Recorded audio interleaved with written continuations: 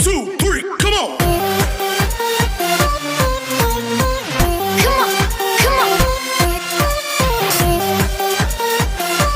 जय हिंद दोस्तों, कैसे हैं आप। कल हमने पढ़ा था रिवैल्यूएशन अकाउंट के बारे में, फॉर्मेट बनाना देखा था और एडजस्टमेंट के बारे में देखा था। आज हम देखते हैं कि उस रिवैल्यूएशन के एडजस्टमेंट को हम कैसे करेंगे। ठीक है, तो हमारे सामने इलस्ट्रेशन 1 है आरबीएससी बुक का, और मेथड आपके किसी भी बुक में देखो मेथड सारे सेम रहेंगे, कंसेप्ट सारे सेम रहेंगे। आपको सिर्फ एक बार समझने क्या है, अगर एक बार आपने समझ लिया, एक बार कंसेप्ट अगर अच्छे से बिल्डअप कर लिया, तो फिर आपको आने वाले सवालों में कभी कोई प्रॉब्लम नहीं होगी। 10 सवाल रटने से अच्छा है आप एक कंसेप्ट अच्छा से बिल्डअप कर लो, है ना। तो एक सवाल अपन इलस्ट्रेशन देखेंगे बहुत अच्छे से, इसके बेस पे आप आने वाले जो बुक के क्वेश्चन हैं उनको सॉल्व करने की कोशिश करना। अगर कोई प्रॉब्लम आती है तो आप हमें कमेंट में पूछ सकते हैं। ठीक है, तो अब देखते हैं क्वेश्चन ये रहा, जिसको मैंने शॉर्ट में यहाँ लिख लिया है, जिसमें क्या बता रखा है, ए और बी पार्टनर हैं। किस रेशियो में पार्टनर है? में पार्टनर है। उन्होंने सी को एडमिट किया है। किसको एडमिट किया है? सी को एडमिट किया है, लेकिन ये नहीं बता रखा है कि कितने पार्ट के लिए एडमिट किया है। लेकिन आने वाले जब नया रेशो बनाया जाएगा उन सबके इक्वल रेशो रहेंगे, यानी 1:1 रहेंगे। तो अपन अंदाज़ा लगा सकते हैं सी को कितने पार्ट के लिए एडमिट किया है, 1/3 के लिए। कितने भाग के लिए? 1/3 के लिए। अब हमारे सामने क्वेश्चन के अंदर एक बैलेंस शीट दे रखी है, जिसके बेस पर आपको क्या करना है, रिवैल्यूएशन अकाउंट प्रिपेयर करना है। तो बैलेंस शीट क्या है, एक बार नज़र डाल देते हैं कि बैलेंस शीट के अंदर क्या क्या चीज़ें दे रखी है। बैलेंस शीट में दे रखा है सबसे पहले असेट साइड में कैश एट बैंक, यानी कि बैंक के अंदर पैसा अपने पास 22,000 रुपये। डेटर यानी कि देनदार हमारे 40,000 रुपये। स्टॉक जिसे हम रहते हैं या माल बोलते हैं ये है हमारे 15,000 रुपये। इन्वेस्टमेंट यानी कि विनियोग हमारे 12,000 रुपये। लैंड एंड बिल्डिंग यानी ज़मीन और भवन हमारे पास 50,000 रुपये। प्लांट एंड मशीनरी यानी कि प्लांट जिसको संयंत्र बोलते हैं, तो मशीनरी हमारे पास है 30,000 रुपये। फर्नीचर है 16,000 रुपये, जिसे हम उपस्कर भी बोलते हैं। ट्रेडमार्क जिसे 5,000 रुपये का, पेटेंट 6,000 रुपये का और गुडविल 10,000 रुपये की। फिर उसके बाद क्रेडिटर 30,000 रुपये के हैं। बिल्स पेबल 6,000 रुपये के हैं। आउटस्टैंडिंग एक्सपेंसेस 2,000 रुपये हैं। आउटस्टैंडिंग एक्सपेंसेस बकाया खर्च है ना। फिर एम्प्लॉयज़ प्रोविडेंट फंड, कल हमने इसके बारे में भी चर्चा की थी, देखा था। एम्प्लॉयज़ प्रोविडेंट फंड को क्या करते हैं, पार्टनर्स में डिस्ट्रीब्यूट करते हैं? नहीं करते हैं, ये फर्म की लाइबिलिटी होती है। फिर उसके बाद जनरल रिजर्व है हमारे पास 12,000 रुपये, और कैपिटल दे रखी है ए और बी की, ए की 80,000 रुपये, बी की 70,000 रुपये, दोनों का मिला के 1,50,000 रुपये। तो ये थी हमारी बैलेंस शीट। अब इस बैलेंस शीट के अंदर क्या हो रहा है, एडजस्टमेंट हो रहा है, यानी कि किन्हीं चीज़ों का वैल्यू बढ़ रहा है, किन्हीं का वैल्यू कम हो रहा है। तो उनका इफेक्ट हम रिवैल्यूएशन पे डालेंगे तो क्या इफेक्ट रहेगा। ठीक है, और साथ में ये भी देखेंगे कि नई बैलेंस शीट अगर बनाते हो तो उसमें इफेक्ट क्या आएगा। ठीक है, तो सबसे पहला एडजस्टमेंट क्या आ रहा है हमारे, ठीक है, देखो सी 50,000 रुपये कैपिटल लाया, तो वो उसके कैपिटल अकाउंट में जाता है, उसका रिवैल्यूएशन अकाउंट पे कोई इफेक्ट नहीं पड़ेगा। ठीक है, नेक्स्ट 10,000 रुपये ख्याति, तो वो उनके पार्टनर्स कैपिटल अकाउंट के अंदर जाता है, उनका रिवैल्यूएशन अकाउंट में एंट्री नहीं की जाएगी, गुडविल से रिलेटेड एंट्रियाँ। ठीक है, नेक्स्ट, ठीक है। अब यहाँ देखो क्रेडिटर के अंदर 4,000 रुपये का पेमेंट आपको नहीं करना है। कंसेप्ट क्या कह रहा है, सबसे पहले देखो क्रेडिटर के बारे में कह रहे हैं। क्रेडिटर कितने के हैं, 30,000। आपको कितना पेमेंट करना है, 30,000 रुपये का पेमेंट करना है। लेकिन ये एडजस्टमेंट बोल रहे हैं कि आपको 30,000 रुपये का पेमेंट है, जिसके अंदर 4,000 रुपये का पेमेंट आपको नहीं करना है। तो आपको फ़ायदा हुआ कितने का, 4,000 रुपये का। और 4,000 का फ़ायदा हुआ तो रिवैल्यूएशन अकाउंट के बारे में अपन जानते हैं कि अगर नुकसान होता है तो डेबिट साइड में लिखते हैं और फ़ायदा होता है तो क्रेडिट साइड में लिखेंगे। तो इस चीज़ को अपन यहाँ एक शॉर्ट में लिख भी लेते हैं कि इधर सारी लॉस वाली सिचुएशंस सारी इधर लिखेंगे और प्रॉफिट वाली सारी सिचुएशंस क्रेडिट साइड में लिखेंगे, ताकि एक अंदाज़ा रहेगा कि हमें किधर लिखनी है। तो इधर देखो कोई आपसे पैसे मांग रहा है, क्रेडिटर 30,000 रुपये है ना, तो 30,000 में से 4,000 रुपये आपके कम हो गए, तो इसका मतलब 4,000 का फ़ायदा हुआ। किससे फ़ायदा हुआ, क्रेडिटर से फ़ायदा हुआ। इसलिए क्रेडिट साइड में क्या लिखेंगे, बाय क्रेडिटर। कितना, 4,000 रुपये। ठीक है, तो बाय क्रेडिटर अकाउंट 4,000 रुपये हमने क्रेडिट साइड में लिख दिया। अगर नई बैलेंस शीट में आपको क्रेडिटर लिखने पड़े, ये तो ओल्ड बैलेंस शीट है, पुरानी बैलेंस शीट है, नई बैलेंस शीट में क्रेडिटर कितने लिखोगे, कितने लिखेंगे, पहले 30,000 थे, 4,000 का फ़ायदा हो गया, तो 26,000 से नई वाली बैलेंस शीट के अंदर वैल्यू लिखेंगे। नेक्स्ट एडजस्टमेंट, देखो विनियोग का मूल्यांकन 15,000 पर किया गया है। जो आपके इन्वेस्टमेंट है, देखो यहाँ इन्वेस्टमेंट दिख रहा है आपको, कहाँ है, ये रहा 12,000 रुपये का, ठीक है। तो ये 12,000 का इन्वेस्टमेंट है, इसका वैल्यू कितना किया गया है, 15,000। अब देखो एक एसेट्स है और एसेट्स का वैल्यू बढ़ गया, तो फायदा हुआ या नुकसान हुआ, फायदा हुआ। 12,000 से 15,000 हो गया, कितने का फायदा हुआ, 3,000 का फायदा। और फायदे वाली साइड क्रेडिट साइड, किस में फायदा हुआ था, तो यहाँ बाय इन्वेस्टमेंट लिखेंगे और कितने हज़ार से, 3,000 से लिख देंगे। देखो हमारे दो एडजस्टमेंट हुए अभी तक, एक इन्वेस्टमेंट हुआ है और एक क्रेडिटर हुआ है। एक इन्वेस्टमेंट हो गया, एक क्रेडिटर हो गया। नेक्स्ट,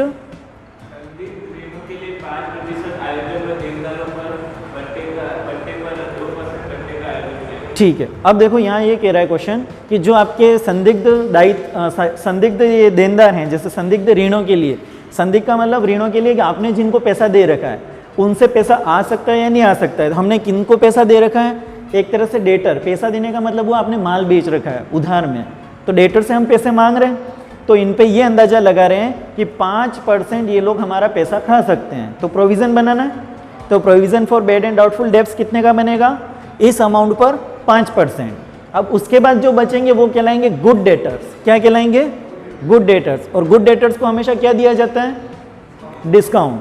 भाई वो पेमेंट करेंगे, टाइम से पहले पेमेंट करेंगे या पूरा पेमेंट करेंगे, तो हम उनको क्या करेंगे, डिस्काउंट देंगे। कितना % डिस्काउंट देंगे, 2%। समझ में आ रहा है। तो provision for bad and doubtful debts 5% है और provision for discount on debtors 2% है। तो सबसे पहले देखते हैं कि हम लोगों से कितना पैसा मांग रहे हैं, 40,000 रुपये डेटर्स पर। 40,000 में अंदाजा क्या लगाया, कितने लोग हमारा पैसा खा सकते हैं, 5%। तो 40,000 का 5% होता है 2,000 रुपये। कितना हुआ, 2,000। जब आपका कोई पैसा खा रहा है तो हमें नुकसान हो रहा है, कितना हो रहा है, 2,000 का। किस साइड में लिखेंगे, डेबिट साइड में, रिवॉल्यूशन अकाउंट के अंदर लिखेंगे। तो लिखेंगे to provision for bad and doubtful debts. कितना है वो, 5%। 40,000 का 5% कितना होता है, 2,000 रुपये। तो 2,000 आपको लिख देने। फिर उसके बाद देखिए 40,000 थे, उसमें से 2,000 रुपये वो लोगों का प्रोविज़न माइनस कर दिया। अब आपके पास जो बचे वो गुड डेटर है, मतलब वो पैसा नहीं खाएंगे, लेकिन उनको वो जब पेमेंट करेंगे तो उनको डिस्काउंट तो देना पड़ेगा। तो इसका मतलब कितना % डिस्काउंट बोला है क्वेश्चन में, 2% डिस्काउंट के बारे में बोल रखा है। तो बाद में अमाउंट कितना बचा, अब 38,000। भाई 40,000 में से 2,000 तो आपने प्रोविज़न वाले माइनस कर दिए, ठीक है। अब कितना बचा, 38,000। उन गुड डेटर्स 38,000 का 2% कितना होगा, 38,000 का 2% कितना होता है, कितना है, तो to provision for discount on debtors कितना होगा, 760। वेरी गुड मेहुल, 760 यानी 760 रुपये। क्लियर है। 760 किस अमाउंट का 2% है, 38,000 का। और ये 38 कैसे आए थे, वो 40,000 का 5% 2,000 माइनस कर दिया था। समझ में आ रहा है। तो इस तरह से पहले क्या माइनस करते हैं, provision for bad and doubtful debts. पहले डाउटफुल डेब्ट्स माइनस करते हैं, उसके बाद डिस्काउंट माइनस करते हैं। अगर आप पहले डिस्काउंट माइनस कर दोगे तो आंसर गलत आएगा फिर, ठीक है। ये हो गया एडजस्टमेंट हमारा, किसका, डेटर का। नेक्स्ट देखो, भवन और भूमि जो हैं आपके 5,000 से कम मूल्यांकित है। अंडर वैल्यूड है या ओवर वैल्यूड है, अंडर वैल्यूड है। जो लैंड और बिल्डिंग है वो आपकी 5,000 से कम मूल्यांकित है। यहाँ पर, यहाँ जो लैंड और बिल्डिंग की वैल्यू दे रखी है कितनी है, 50,000, जबकि ये 5,000 कम वैल्यू पे लिखा गया है। इसकी एक्चुअल वैल्यू कितनी है, 55,000। एक्चुअल प्राइस कितनी है, 55,000, लेकिन गलती से कितना लिख दिया है, यानी कम वैल्यू कितना किया गया है, 5,000 कम किया गया है। तो अब 5,000 वैल्यू वापस सबको पता लग गया कि हाँ 5,000 से कम है, तो आप वैल्यू वापस बढ़ाओगे उसकी। तो जब बढ़ाएंगे इसका मतलब असेट्स में इंक्रीमेंट हो रहा है, असेट्स बढ़ रही है, तो फायदा होगा नुकसान होगा, फायदा होगा। यानी कि ये 50,000 रुपये हम ये क्रेडिट साइड में लिखेंगे। कितने से फायदा हुआ, 5,000 से। यहाँ लिखेंगे बाय लैंड एंड बिल्डिंग कितने हज़ार से, 5,000 रुपये से। लेकिन नई बैलेंस शीट के अंदर वैल्यू कितनी लिखोगे, 50 लिखोगे, 5,000 लिखोगे या 55,000 लिखोगे, 55,000 यानी 55,000 लिखेंगे, क्योंकि पहले अपनी वैल्यू कम लिख रखी है 50,000, अपने को पता चल गया 5,000 कम वैल्यू कर रखी है, अपन ने बढ़ा दी वैल्यू एसेट्स की। फिर अब क्या होगा, 5,000 बढ़ाने के बाद नई बैलेंस शीट के अंदर हम कितना लिखेंगे, 55,000 रुपये। नेक्स्ट एडजस्टमेंट, देखो प्लांट और मशीनरी है जो 10,000 से अधिक मूल्यांकित है, यानी ओवर वैल्यूड कर रखा है। किसको, प्लांट और मशीनरी को। 10,000 ओवर वैल्यूड है, यानी कि ये जो 30,000 रुपये ये एक्चुअल 30,000 नहीं है, ये ओवर वैल्यूड है, बढ़ा करके दिखाए गए। और कितने हज़ार, 10,000 बढ़ा करके दिखाए गए। इसका मतलब एक्चुअल प्राइस क्या है इसकी, 20,000 यानी 20,000 है। तो ये 10,000 जब वापस कम करोगे तो इसका मतलब असेट्स की वैल्यू कम करनी है, और असेट्स की वैल्यू कम होने का मतलब असेट्स कम हो रही है, तो किस साइड लिखेंगे, डेबिट साइड में। किस नाम से लिखेंगे, किस में वैल्यू कम हो रही है, प्लांट और मशीनरी, तो यहाँ लिखेंगे टू प्लांट एंड मशीनरी। कितने हज़ार, 10,000 ओवर वैल्यूड था इसलिए वापस वैल्यू पे ले आए। अब बताओ नई बैलेंस शीट के अंदर कितनी वैल्यू लिखेंगे, 20,000। Very good. पुरानी बैलेंस शीट में 30,000, 10,000 हमने कम कर दिए और नई बैलेंस शीट बनानी पड़ी, तो उसमें कितना लिखेंगे, 20,000 रुपये। नेक्स्ट, फर्नीचर पर 10% डेप्रिसिएशन लगाना है। देखो फर्नीचर है आपका, कितने का है, 16,000 का। यूज़ किया फर्नीचर को बिजनेस में और फिर 10% इस पर डेप्रिसिएशन लग जाएगा, तो कितना होता है 10%, 16,000 का 1,600 रुपये। वैल्यू कम हो गई फर्नीचर की डेप्रिसिएशन लगाने से, तो किधर लिखेंगे, डेबिट साइड में। किस नाम से लिखेंगे, to furniture depreciation, depreciation on furniture, या टू फर्नीचर भी लिख सकते हैं। ठीक है, तो कितना हो गया, फर्नीचर है 16,000 का, 10% 1,600। यहाँ तक क्लियर है, कितना हो गया, 1,600। अब नई बैलेंस शीट में वैल्यू कितनी लिखोगे, पहले फर्नीचर तुम्हारा 16,000 था, 1,600 रुपये कम कर दिए, नई वैल्यू कितनी लिखोगे, 14,400। ठीक है, नेक्स्ट, नेक्स्ट एडजस्टमेंट, ठीक है, ट्रेडमार्क का मूल्यांकन, ये ट्रेडमार्क है, ठीक है, जिसका वैल्यू कितना है, 5,000, और इसका अभी कह रहे हैं कि मूल्यांकन 3,000 पर किया गया है, यानी वैल्यूएशन ऑन 3,000। इसको 5,000 से 3,000 पे लाना है, मतलब क्या करना है, 2,000 रुपये कम करना है। तो नुकसान कितने का हो रहा है, ऑप्शन दे रहा हूँ, 5,000, 3,000 या 2,000। नुकसान कितना हो रहा है, 2,000 का, क्योंकि इसकी वैल्यू 5,000 से 3,000 पर लानी है, यानी कि 3,000 तो रखना ही है। तो वैल्यू कम कितनी हुई, 2,000 की। एसेट्स में डिक्रीमेंट हो रहा है, वैल्यू डाउन हो रही है, किधर लिखेंगे, डेबिट साइड में। किस नाम से लिखेंगे, टू ट्रेड मार्क। कितने हज़ार, 2,000। अगर नई बैलेंस शीट में वैल्यू के लिए पूछे कि नई बैलेंस शीट में वैल्यू लिखेंगे तो कितनी लिखेंगे, 5,000 माइनस 2,000 तो होगा, तो नई वैल्यू 3,000 रुपये बैलेंस शीट के अंदर एसेट साइड में लिखेंगे। Next,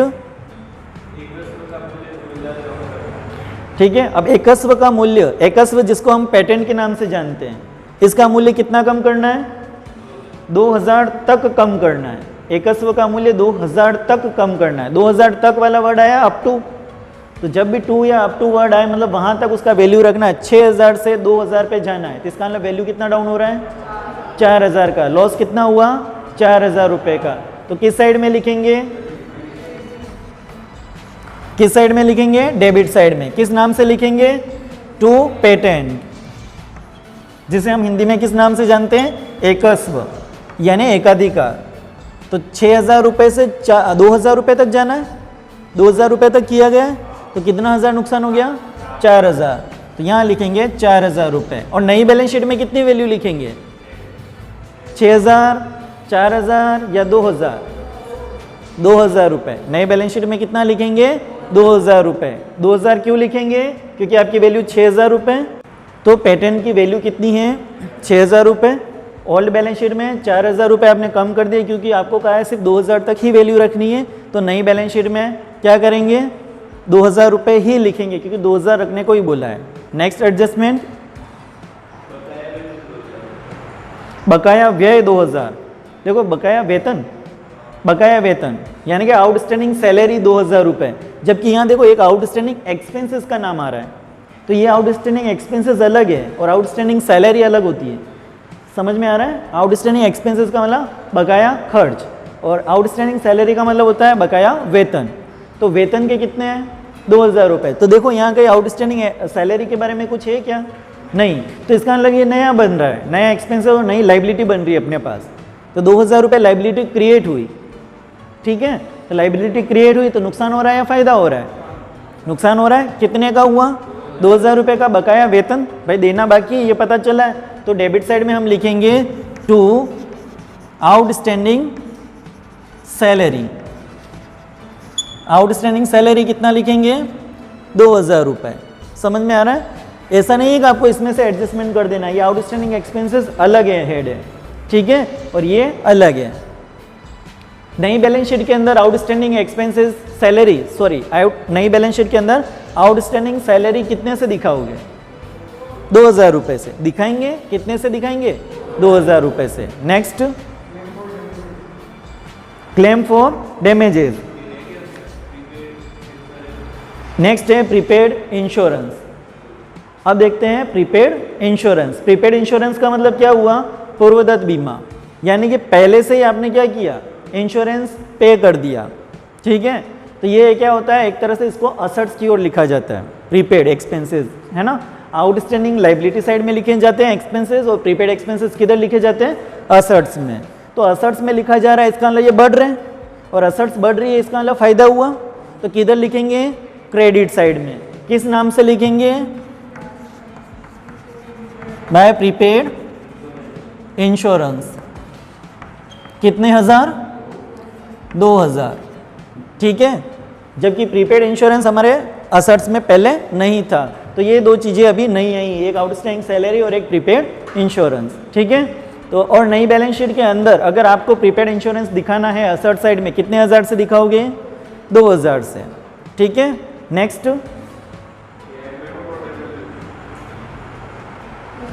claim for damages. क्या हुआ है कि कोई कस्टमर है, उसने केस कर दिया कि उसका कोई माल खराब हो गया है, उसने क्लेम किया है। तो क्लेम फॉर डैमेजेस कितना है? 2000 रुपये। ये अनरिकॉर्डेड लाइबिलिटी, मतलब अचानक आ जाती है। क्लेम किया है उन्होंने, वो पास हो गया और हमें उसका भरपाई करनी है। तो क्लेम फॉर डैमेजेस आपके लिए क्या, एक तरह से क्लेम कर रखा है, दिया नहीं है, दायित्व है, लाइबिलिटी चल रहा है अंडर प्रोसेस में। तो क्या करेंगे? इसको दिखाएंगे, लाइबिलिटी साइड में दिखानी है आपको। क्लेम फॉर डैमेजेस कितने हज़ार? अमाउंट 2000। तो आपको यहाँ पहले डेबिट में लिखना पड़ेगा क्योंकि नुकसान हो रहा है। तो यहाँ लिखेंगे टू क्लेम फॉर डैमेजेस, यानी कि कस्टमर को अपन ने कोई माल बेचा था और वो हो सकता है डैमेज हुआ हो या फिर हो सकता है उसने जैसा मंगाया था वैसा नहीं हो। तो उसने क्या किया? क्लेम किया और वो क्लियर हो गया, तो अपने लिए लाइबिलिटी क्रिएट हो गई। तो अपने क्लेम फॉर डैमेजेस 2000 रुपये नुकसान हो गया और जिसे हम बैलेंस शीट के अंदर दिखाएंगे तो किस साइड में दिखाएंगे? बैलेंस शीट के अंदर किस साइड में दिखाएंगे? लाइबिलिटी साइड में दिखाएंगे। कितने अमाउंट से दिखाएंगे? 2000 से दिखाएंगे। नेक्स्ट,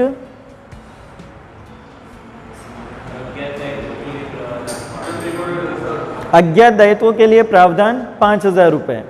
अज्ञात दायित्व का मतलब होता है कि ऐसे दायित्व जो हमने देखे नहीं है, जिनको अनफोर्सिन लाइबिलिटी के नाम से भी जानते हैं। किस नाम से जानते हैं? Unforeseen liability.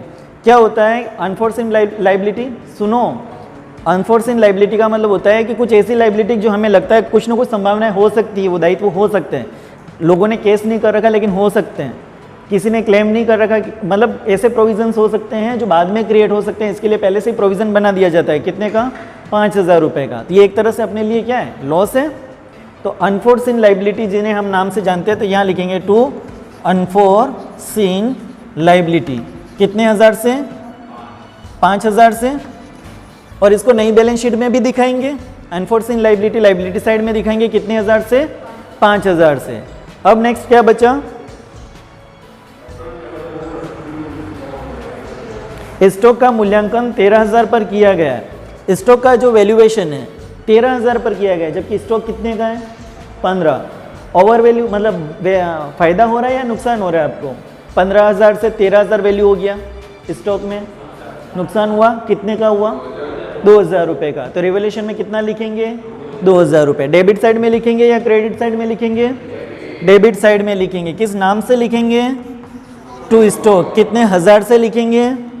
2000। नई बैलेंस शीट में कितनी वैल्यू से लिखेंगे? नई बैलेंस शीट में कितनी वैल्यू लिखेंगे? 13000। कितना लिखेंगे? 13000 रुपये। समझ में आ रहा है?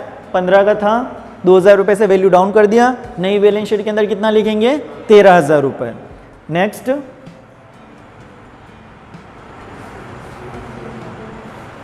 संपत्ति जो पुस्तकों में नहीं लिखी गई है 10,000 रुपये।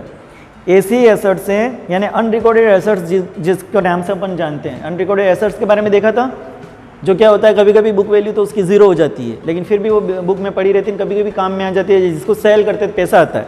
ठीक है, तो ऐसी कुछ एसेट्स होती है जो ज़ीरो वैल्यू पे होती है या फिर पड़ी हुई होती है, जिनका बुक में कहीं कोई पहले से लिखा हुआ नहीं है, लेकिन बाद में जब उनको ऐड किया जाता है तो क्या किस नाम से ऐड किया जाएगा? Unrecorded assets. तो अनरिकॉर्डेड एसेट्स जब अचानक बिजनेस के अंदर आती है, लिखी जाती है, तो फ़ायदा हो जाता है हमें एक तरह से। तो किस साइड में लिखेंगे? फ़ायदे वाली साइड में लिखेंगे यानी क्रेडिट साइड में लिखेंगे। कितने हज़ार से लिखेंगे? कितनी अनरिकॉर्डेड एसेट्स? 10,000 है, तो 10,000 लिखेंगे। तो यहाँ क्या लिखेंगे? By unrecorded assets. कितना हज़ार? 10,000, क्योंकि बुक में अपने को 10,000 के बारे में बता रखा है। ठीक है, नेक्स्ट, अब क्या बचा? एडजस्टमेंट। एक देनदार जिसमें 500 रुपये बकाया थे डुब्बत ऋण के रूप में अपलिखित कर दिए गए थे, उससे पूर्ण भुगतान में 400 रुपये प्राप्त हुए हैं। अब देखो क्या हुआ था कि एक बेड डेप्स था जिसको मैंने मान लिया 500 रुपये मेरे बेड डेप्स हो गए, लेकिन अब वो बेड डेप्स में से वापस वादा कितना कर रहा है? 400 रुपये देने का वादा कर रहा है। तो बेड डेप्स रिकवर्ड हो रहा है। भाई बेड डेप्स तो मैं ऑलरेडी लिख चुका हूँ, लेकिन बेड डेप्स रिकवर्ड कितना हो रहा है? 400 रुपये। तो मेरे लिए इनकम होगी, तो मैं किस साइड में लिखूंगा? क्रेडिट साइड में। किस नाम से लिखूंगा? By bad debts recovered. कितना अमाउंट? 400। आपको 500 नहीं लिखना है, क्योंकि आप 500 ऑलरेडी पहले ही लिख चुके हैं, मतलब 500 उसको डुब्बत ऋण मान चुके हैं, और 500 में से क्या हो रहा है? 400 आने की आपके पास संभावना है, इसलिए आप 400 रुपये क्या लिखेंगे? बेड डेप्स रिकवर्ड लिखेंगे। नेक्स्ट,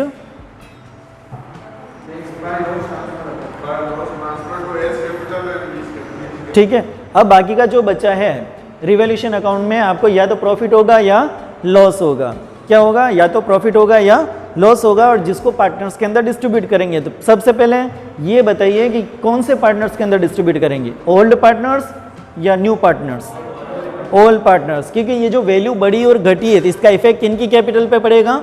ओल्ड पार्टनर्स की। न्यू वाले पे कोई भी इफेक्ट नहीं पड़ेगा। न्यू एडमिशन ले रहा है तभी तो रिवैल्यूएशन किया जा रहा है। तो इसका देखते हैं हम, क्रेडिट साइड की टोटल ज़्यादा है या डेबिट साइड की?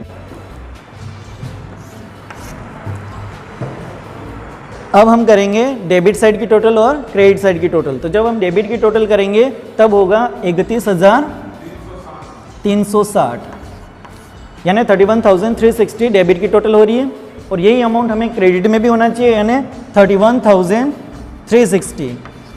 लेकिन 31,360 हमारा ये अमाउंट नहीं होगा, अमाउंट कम पड़ रहा है। कितना अमाउंट कम पड़ रहा है? 6,960 रुपये का जो डिफरेंस आएगा उसे हम लिखेंगे बाय पार्टनर्स कैपिटल, और वो लिखा जाएगा ए और बी के अंदर। किसके अंदर लिखा जाएगा? ए और बी, क्योंकि इसमें सी का कोई रोल नहीं रहेगा, इसमें पुराने पार्टनर्स का रोल रहेगा। और ए और बी का रेशो ओल्ड रेशो रहेगा, और ए और बी का ओल्ड रेशो क्या है? 3:1, यानी कि ये जो 6,960 है इसको 3 और 1 रेशो में डिस्ट्रीब्यूट करना है ए और बी के अंदर। तो ए को कितने मिलेंगे?